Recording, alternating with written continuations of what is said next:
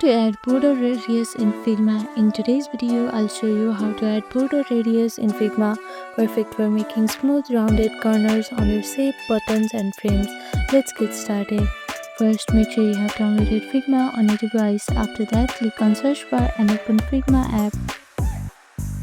Now open an existing file or create a new one. Then select the shape, frame or component you want to apply a border radius to. Now go to right hand panel and under the design tab you will see field label corner radius.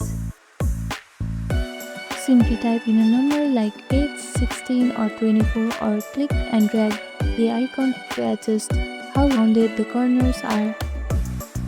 Want different radii in each corner, click the independent corners icon. Then set the values for top left, top right, bottom right and bottom left as needed.